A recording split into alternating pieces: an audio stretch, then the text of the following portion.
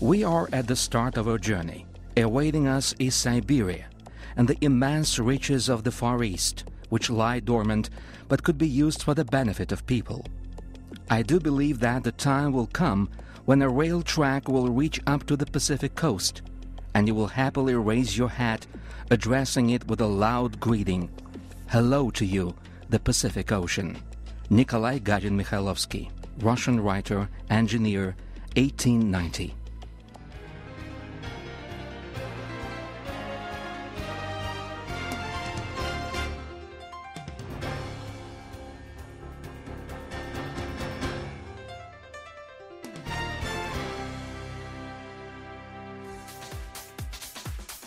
The Great Siberian Track, the Transsiberian Railway, a railroad that stretches 9,000 kilometers, a road second to none, a steel track that links the East with the West, Asia with Europe, a road that gives a clear idea of the vast dimensions of Russia.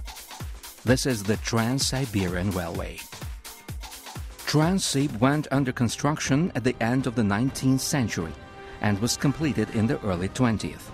At a time that knew nothing of computer technologies, when all engineering calculations were done on paper only, it presented a real challenge, particularly in the severe climatic conditions of the region, with its biting frosts in winter and sweltering heat in summer, with its impassable taiga, marshy terrain, tumultuous rivers, snow-covered hills and high mountains.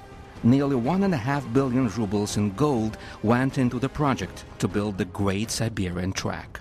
Talking of the project of the Transsiberian Railway and the exploration of Siberia, many contemporary historians draw a parallel with the breakthrough in space research technologies in the mid-20th century. Present-day Transsib starts from the Yaroslavsky railway station in Moscow. The central Russian scenery is followed by the Ural Ridge. Then come the vast expanses of Siberia, the ancient taiga, Lake Baikal, and the great rivers of Siberia, the Yenisei, the Ob, the Angara, the Irtysh, the Amur. Yaroslavl, Perm, Yekaterinburg, Novosibirsk, Krasnoyarsk, Irkutsk, Chita, Khabarovsk, and finally, the port of Vladivostok, the end point on the Transsib map. The Great Siberian Track, passing through 87 cities and towns of Russia, links together millions of people. Transsib passes through 13 regions, 4 territories, 2 republics, 1 autonomous territory, and 1 autonomous district. 9 of the 17 railways are in the Transsib influence zone. 2 continents, 8 time belts. Transsib's records do not stop here. 16 rivers, 15 tunnels, dangerous slopes, majestic railroad terminals, over 2-kilometer-long bridges. Transsib boasts a wide variety of trains, express and brand passenger trains, freight trains with coal, cars, oil or timber, mail trains, container trains.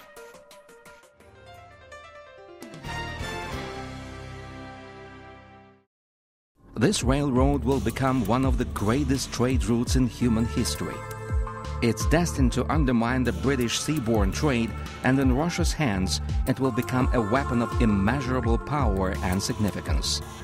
Archibald Calhoun, British economist, the year 1900.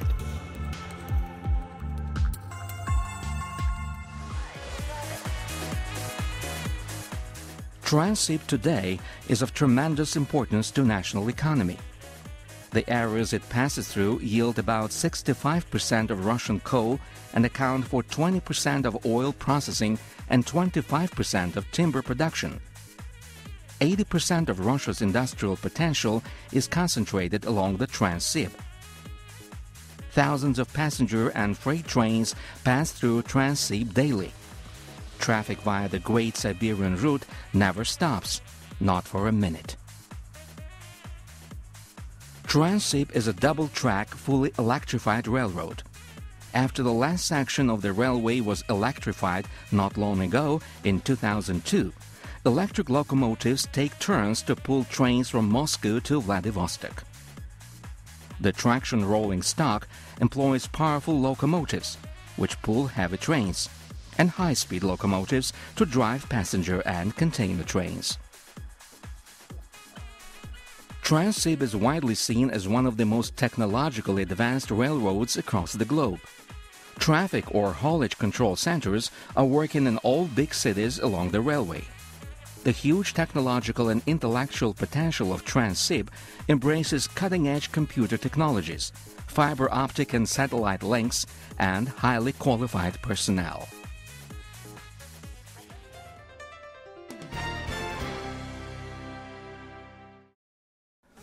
Haulage via the Transsiberian Railway has improved radically in recent years to hit a record high. Transit time, freight safety, tracking container travel and freight location service fit perfectly into the commonly recognized international standards. Information technologies guarantee overall control of freight traffic via the Transsib.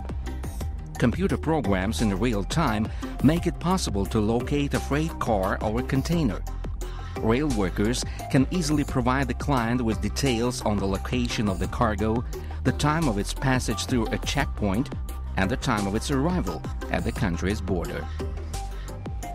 Transit containers at Transsib are hauled by high-speed freight trains on special schedule. This reduced delivery time as compared to single containers and created an edge of 10 to 15 days over the transoceanic route in freight traffic from Asia into Europe. Transsib's capacity is about 100 million tons of cargoes per year.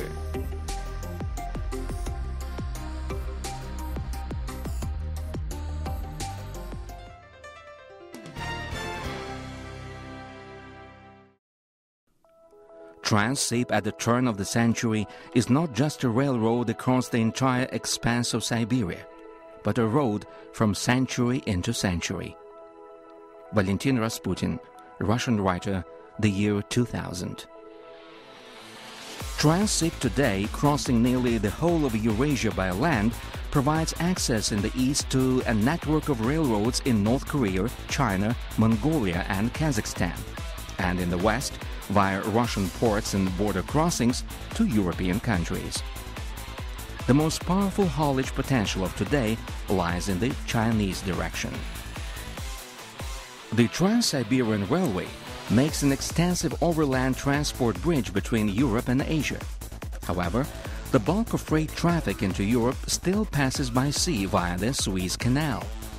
Average transportation time by sea is 40 to 50 days. A transfer of most of the east-west cargo traffic to Transsib can cut delivery time to 14 days. A clear advantage for freighters.